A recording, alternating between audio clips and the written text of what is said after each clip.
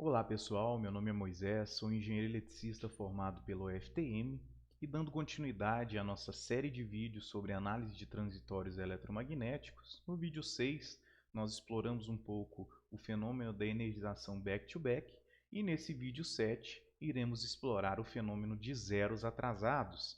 Então no nosso cronograma aqui para esse vídeo nós veremos os conceitos gerais sobre esse fenômeno, as influências dele nas solicitações que são impostas a disjuntores de alta tensão, que estão próximos a usinas geradoras, como é que se caracteriza o tempo de zero atrasado, alguns fatores que vão influenciar na ocorrência desse fenômeno e, por fim, um exemplo de simulação.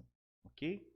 Então, iniciando com os conceitos gerais, nós sabemos, pessoal, que próximo a usinas geradoras nós temos a característica indutiva predominante, ou seja, a relação x sobre r nesses pontos vai ser muito elevada, certo? Isso faz com que as correntes de curto que são experimentadas por tais pontos próximos a usinas geradoras tendem a ter um alto grau de assimetria, certo?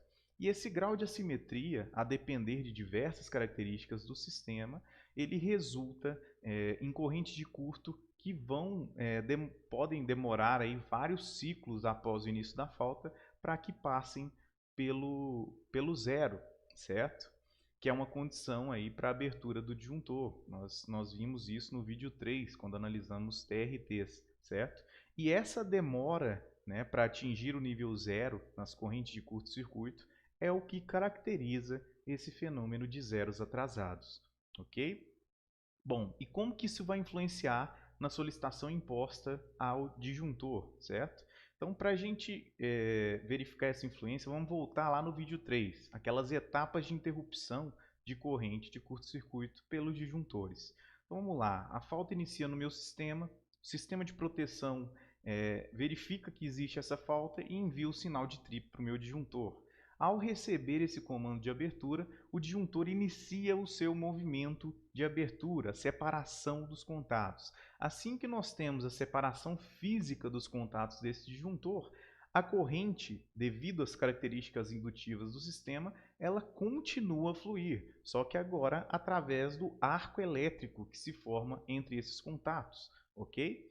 E o que acontece? Esse arco ele vai ser extinto assim que a corrente passar pelo zero, beleza? Então, o que acontece? Nós vimos que no fenômeno de zeros atrasados, essa corrente ela demora um pouco mais para passar pelo zero. Então, esse arco ele tende a demorar um pouco mais também para ser extinto, certo?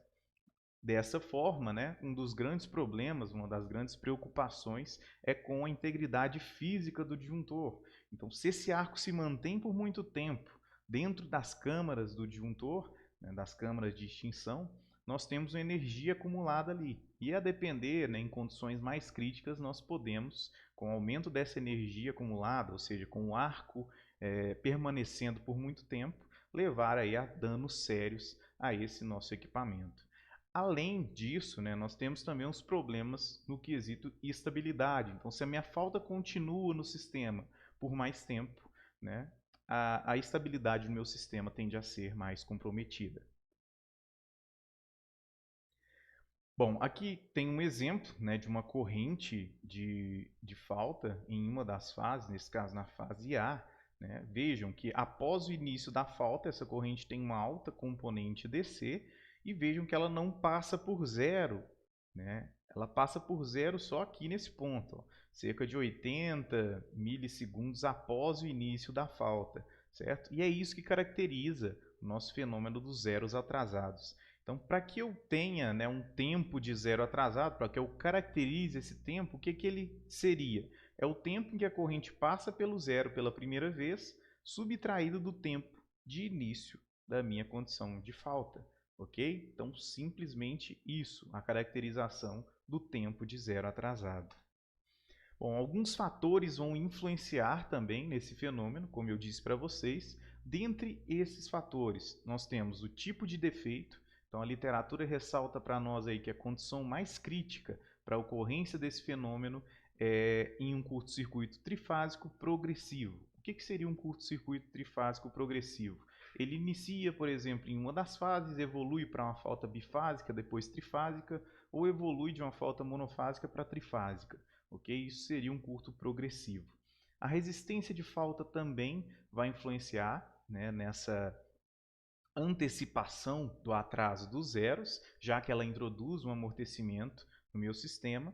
Aspectos da usina geradora, ou seja, resistência de armadura das máquinas, ponto de operação dessa usina, também vão influenciar, né, nessa condição de zero atrasado. Resistência do arco elétrico no disjuntor. Então, nós vimos que após a separação física dos contatos, a corrente continua a fluir por um arco, né? E esse arco ele tem uma resistênciazinha, certo? Que ela é não linear. Então, essa resistência também vai influenciar, aí, podendo antecipar esse fenômeno dos zeros atrasados. Interrupção sequencial das correntes de falta. Então, também é outro fator que vai influenciar. O que seria isso? Vamos supor que eu tenho o zero atrasado apenas na fase A. Com a interrupção das fases B e C, pode ser que esse zero atrasado na fase A ele seja antecipado, ok? Entre outros diversos fatores que vão influenciar também nesse fenômeno. Então, pessoal, um exemplozinho, né, que nós vamos simular aí, ó, duas usinas geradoras, né, com a capacidade, uma potência de 470 MVA. Então, são conectadas em um barramento, uma linha de transmissão aqui e um sisteminha equivalente representando todo o sistema ali depois. Então, nós vamos simular uma falta nesse barramento aqui e vamos verificar as correntes que devem ser interrompidas por esse disjuntor, ok? Então, essa falta vai ser uma falta trifásica progressiva, ela vai evoluir de uma monofásica para trifásica em poucos milissegundos. E caso existam zeros atrasados, nós vamos verificar a influência da resistência de falta, resistênciazinha aqui, ó, dessa falta, e a influência de uma resistência de arco. Então, para simplificação, nós vamos adotar que essa resistência de arco ela é linear, certo? Só para que vocês vejam de fato como ela influencia nesse fenômeno. E vamos adotar um valor aí para esse nível de tensão 20 ohms, ok?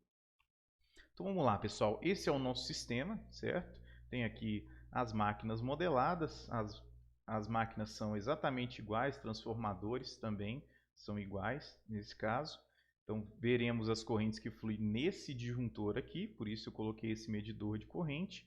A falta será simulada nesse barramento.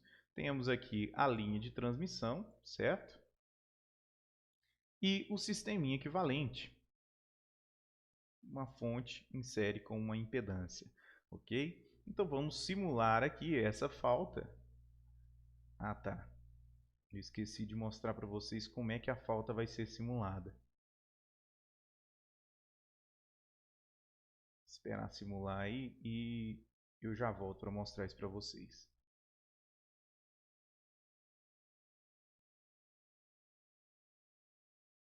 Bom, pessoal, a nossa falta ela vai ocorrer, ela inicia na fase A, com aproximadamente 1,6 milissegundos, e depois aí de 1/3 de ciclo, né, nós temos o fechamento, né, dessa falta, ela evoluindo para uma falta trifásica, então fechamento das fases B e C, ok? Que vai reproduzir aquele curto-circuito trifásico progressivo. Belezinha, então vamos verificar como é que estão essas correntes que fluem por esse disjuntor aqui, ó. Vejam, pessoal, corrente na fase A, ó, na fase B, primeiramente, aqui em verde, vejam que ela aqui, ó, ela não passa ainda por zero, mas chega a quase isso, né? E já no seu segundo ciclo ela passa por zero. Fase C, ela passa por zero logo aqui, ó, no primeiro semiciclo de falta. E a fase A é o nosso principal problema, que vai ser o nosso principal foco de análise. Veja que ela não passa por zero aqui, nem aqui, então ela vai passar por zero só aproximadamente 80 e poucos milissegundos após o início da falta. Ok? Então nós temos aí, ó, vou deixar só a fase A, que vai ser nosso objeto de estudo. Nós temos ela aí com um tempo de zero atrasado de aproximadamente 80 milissegundos, ok? Sendo a falta iniciada mais ou menos nesse ponto aqui. Beleza? Bom, então vamos verificar alguns aspectos, né, eu coloquei aqui outros dois cenários. Nesse cenário 2, nós temos a influência da corrente da resistência de falta. Então, eu simulei aqui uma resistência de falta com o valor de 1 ohm, certo? E nesse terceiro cenário, eu simulei aqui a resistência do arco. Então, eu assumi aqui que após 40 milissegundos do início da falta, né, nós temos o sistema de proteção reconheceu a falta, enviou o comando e depois desses 40 mili, o disjuntor já inicia a separação física dos seus contatos. Ok? Então vamos simular aí essas duas condições novas e vamos verificar como é que essas condições irão influenciar no atraso desse zero, ok? Na antecipação desse zero atrasado. Beleza? Então vamos esperar um pouquinho aí para essa simulação acontecer. Ótimo. Então vamos agora visualizar esses fenômenos. Eu vou pegar primeiro a nossa fase A de origem, do cenário 1, certo? E comparar com a que eu insiro a resistência de falta ali de 1 ohm, ok? Vamos plotar as duas aqui, ó. Bom, pessoal, como é que essa resistência influenciou, né, nesse zero atrasado? Veja que na condição inicial nós temos ali o zero ocorrendo aproximadamente 84 milissegundos após o início da falta. Com a resistência de falta, veja que esse zero ele ocorre aqui já, ó, certo? Então, após o início, com 17,5 milissegundos já ocorre esse zero, beleza? Bom, então vimos como é que a resistência de falta faz esse amortecimento e antecipa essa ocorrência do zero. Agora vamos verificar como é que a resistência do arco vai fazer isso, né? Então vejam, a gente simulou ali com aproximadamente 40 milissegundos, né? Essa resistência ela entra no meu circuito, certo? Que vai significar justamente a separação física dos contatos do disjuntor, certo? E vejam que logo após ela entrar no meu sistema, eu já tenho a ocorrência do zero aqui, ó, com 50 milissegundos. Então, inserindo essa influência da resistência de arco no meu sistema, nós temos também a antecipação dessa ocorrência do zero atrasado. Então, está aí mais um aspecto que deve ser avaliado também nesses estudos. Então, eu passei aqui, ó, de 84 milissegundos, a ocorrência do meu primeiro zero, para 51 milissegundos, ok? Bom, pessoal, por hoje é isso que eu tinha para vocês. Muito obrigado pela atenção e eu fico à disposição para quaisquer dúvidas ou sugestões.